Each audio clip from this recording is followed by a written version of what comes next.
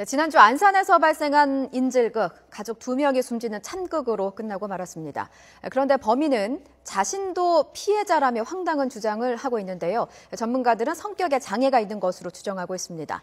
가정폭력을 대처하는 경찰의 안이한 태도가 화를 불렀다는 비판도 나오고 있는데요. 이인철 변호사와 함께 이 얘기 나눠보겠습니다. 어서 오십시오. 네, 안녕하세요.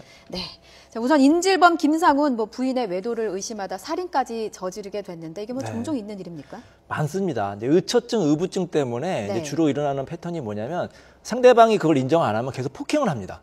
계속해서 얘기를 하라. 상대방이 사실 근데 억울하거든요. 얘기를 안 하면은 폭행이 넘어서 심지어는 살인까지 하는 경우가 있어요. 예. 이번 사건 같은 경우에도 그 김상훈 씨가 그 부인의 외도를 의심했잖아요. 근데 뭐 부인이 외도를 한 게 없으니까 계속해서 그게 이제 폭행이나 결국엔 살인까지 이어지는 그런 끔찍한 범죄였죠. 네, 그러니까 김상훈도 그렇게 주장을 했고 처음에는 의처증으로 인한 살인인 줄 알았는데 네. 나중에 좀 알려진 얘기를 좀 들어보면 살인을 저지르기 전에 의붓딸을 네. 성폭행을 하려고 했었다, 네. 살해하기 전에 성추행도 했었다 이런 얘기가 좀 나왔거든요. 네. 이게 의처증으로 볼 수 있는 겁니까? 뭐 의처증도 있고 뭐 소시오패스, 사이코패스 제가 보기에는 그냥 종합백화점에 이 사람이 나쁜 거 다 가지고 있습니다. 예. 그리고 그 부인과 그 의붓딸을 자신의 소유물로 여기는 거예요.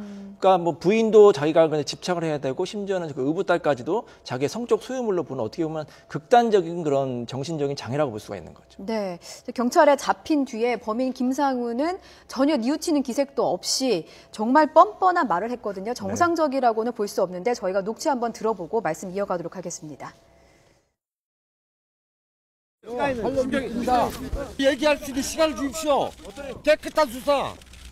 이번 사건에 죽은 건 경찰 잘못도 크고, 예? 애 엄마의 의무도 있고, 철저한 수사를 할 수 있게 도와주십시오. 모든 거 밝히고. 네, 절대 자신의 잘못이라고는 얘기하지 않고요. 경찰 잘못도 크고 애엄마 잘못도 크고 무슨 심리로 이런 말을 하고 있는 이게 겁니까? 전형적인 소시오패스거든요. 예. 본인이 잘못을 저질러도 이렇게 극악적인 범죄를 저질러도 본인이 잘못이 아니다. 부인 탓이고 경찰 탓이다. 이렇게 예. 남 탓으로 돌리는 거기 때문에 예. 이 사람은 전혀 너무 뻔뻔합니다. 나중에 그 형량에서도 이렇게 범죄에 대해서 반성을 하지 않을 경우에는 그 형량이 높아지거든요. 예. 어떻게 보면 자기 부담을 자기가 파고 있는 거죠. 저렇게 뻔뻔하니까 국민 여론도 안 좋고 법정에서도 아주 불리하게 작용할 겁니다. 근데 그런 부분을 본인도 알고 있지 않을까요? 법정에서 불리하다는 걸 자기가 이렇게 뻔뻔하게 주장을 하면. 그렇죠. 불리한 거 알고 있지만 이제 지금은 이제 정신이 없기 때문에 저렇게 이제 행동하는데 예. 나중에 또 이제 뻔뻔하게 또 본인이 잘못했다고 이렇게 거짓 이렇게 반성하는 경우도 있어요. 우리가 많이 보지 않습니까? 이제 범인들이 이제 나중에 형량을 감형받으려고 뭐 거짓으로 반성하고 반성문 쓰는 경우가 있는데 이 사람 같은 경우는 이미 온 국민 앞에서 자기가 이제 뻔뻔하게 나왔기 때문에 그 부분도 형량이 가만히 돼서 조금 더 높게 형량이 나올 것으로 보입니다. 근데 이렇게 되면 보통 경찰 조사에서 좀 뉘우침의 기색을 보인다든가 이렇게 태도가 바뀌지 않습니까? 그런데 아직까지도 처음에 조사를 받을 때요. 나도 아픈데 왜 나부터 조사를 하느냐. 이런 뻔뻔한 태도를 시종일관 유지를 했다고 해요. 이런 사람들이 실질적으로 조사를 거치면서 심리적인 변화를 일으키기도 합니까? 사람은 안 변하거든요. 심리적인 변화를 일으킨 척하는 거죠.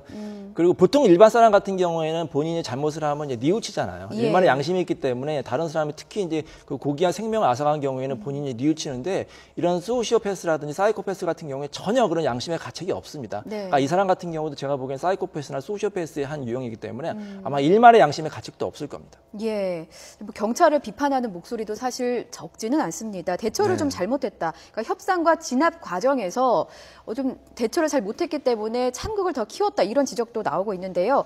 취재진을 향해서 이런 말도 했습니다. 막내딸 죽을 때 경찰이 나를 안정시킨 게 아니고 더 답답하게 만들었다. 그리고 요구 조건을 들어주는 것이 없어서 장난당하는 기분이었다. 아이들을 죽일 명목, 그리고 아이들을 죽일 생각은 없었다. 이런 말을 했거든요. 어떻게 생각하십니까? 정말 뻔뻔하고 황당한 그 얘기인데요. 예. 다 본인이 100% 잘못한 거 맞습니다. 경찰은 최선을 다했는데 조금 아쉬운 측면이 있습니다. 왜냐하면 부인이 또 며칠 전에 경찰 찾아와가지고 흉기로 이제 허벅지 찔렸다고 상담을 했는데 사실 경찰이 큰 조치를 안 취했어요. 고소만 해라. 근데 우리 가정폭력 특례법에 보면은 경찰이 가정폭력에 대해서는 즉각적으로 개입을 할 수 있어야 되고요. 피해자, 가해자를 분리를 시켜야 되고 또 고소 없이도 수사를 할 수 있거든요. 그러니까 만약에 경찰이 조금 더 일찍 만약에 수사를 하고 접근 금지라든 조치를 취했으면 이런 일이 안 발생했다 그렇게 생각을 하고요. 또 인질을 제압할 때도 사실 큰 딸 같은 경우에는 그 해를 안 입었지만 작은 딸은 해를 입었고, 그러니까 예. 우리가 이제 많은 인지 사건이 있을 경우에는 이제 그때 대처를 잘해야 됩니다. 예, 예. 일단 무조건 그 사람의 감정을 건드리거나 흥분을 시키면 안 되고요.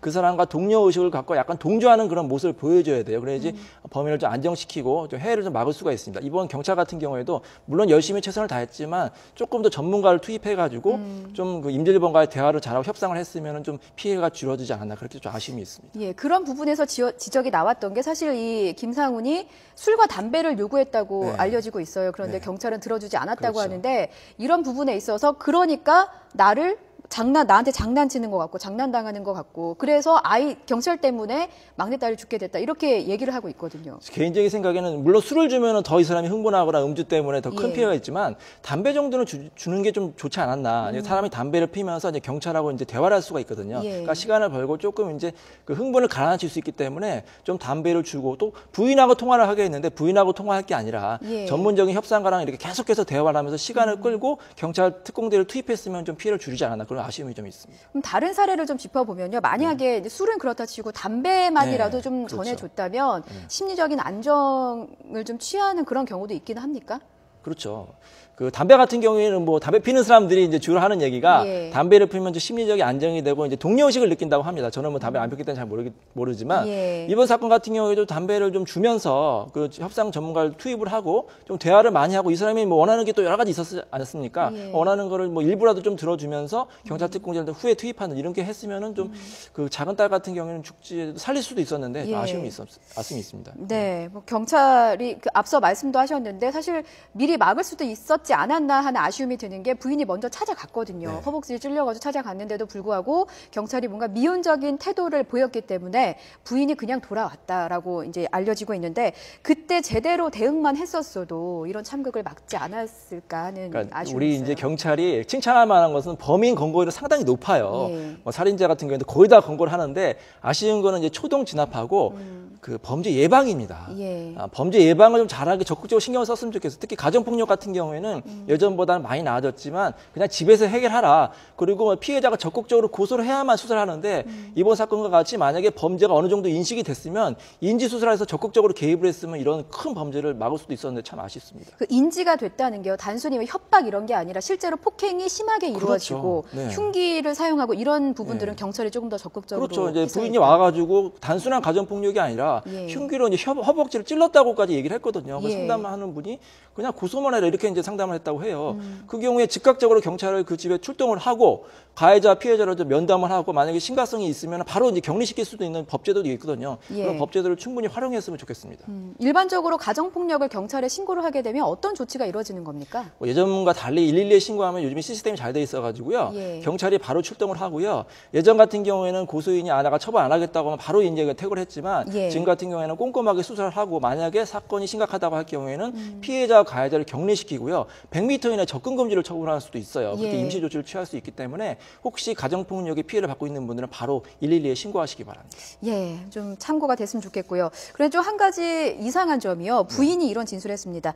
이미 2년 전에 막내를 성폭행을 했다. 또 초등학교 4학년 때부터 여자로 막내딸을 봤다. 이런 얘기도 한 적이 있다라고 얘기를 했는데 그렇다면 그때 알았으면 사실 이게 정상적인 건 아니잖아요. 네. 그런데 그 외에 김상훈과 관계를 끊지 못했을까? 이 부분도 사실 궁금하거든요. 사실 예전부터 이런 사건이 많았습니다. 이렇게 재혼을 했는데 그 부인 같은 경우에는 이제 그 새 남편이 자기 의붓 따라 이제 성추행하거나 성폭행하는 경우가 많아요. 예. 근데 그거를 경찰에 바로 신고하지 못하는 경우에는 경제적으로 이제 일단 남편한테 의존하고 또 혹시 신고할 경우에 남편한테 큰 보복을 당할까봐 이렇게 알고도 신고를 못하는 그런 안타까운 경우가 많은데 네. 이렇게 큰 범죄가 일어날 수 있기 때문에 바로 그런 일이 있을 경우에는 신고를 하는 게 좋습니다.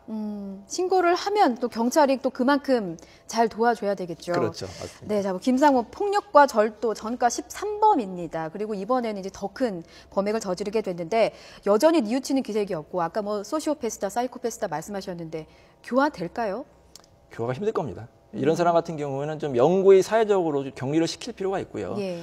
지금 이제 형량만 해도 뭐 충분히 사형이나 무기징역에 나올 수 있는 그런 형량인데 또 이제 걱정되는 것은 또 우리 아직까지도 우리 법원에서는 형량이 우리가 생각하는 뭐 국민 감정만큼 그런 세지 않기 때문에 예. 혹시 뭐 이렇게 뭐 20년이라든지 15년 이렇게 받고 또 사회 나올 경우에는 다시 큰 범죄를 저질 수 있거든요. 네. 그렇기 때문에 이런 좀 교화가 안 되는 사람 같은 경우에는 영구적으로 사회에서 격리시킬 필요가 있지 않나 그렇게 생각합니다. 알겠습니다. 뭐 어쨌든 저희 국민들의 마음으로는 정말 극형이 중형이 내려졌으면 하는 마음이 있을 텐데 그 부분도 짚어주셨고요. 한 가지 더 여쭙겠습니다. 그 경찰의 대처 과정에 있어서 약간 미온한 지적이 있었는데 이런 부분이 재판 과정에 있어서 김상훈에게 좀 유리하게 작용할 수 있는 부분도 있는 겁니까? 그건 아니에요. 뭐 경찰이 혹시 실수를 한다 하더라도 김상훈이 예. 면책되는 건 전혀 아니고요.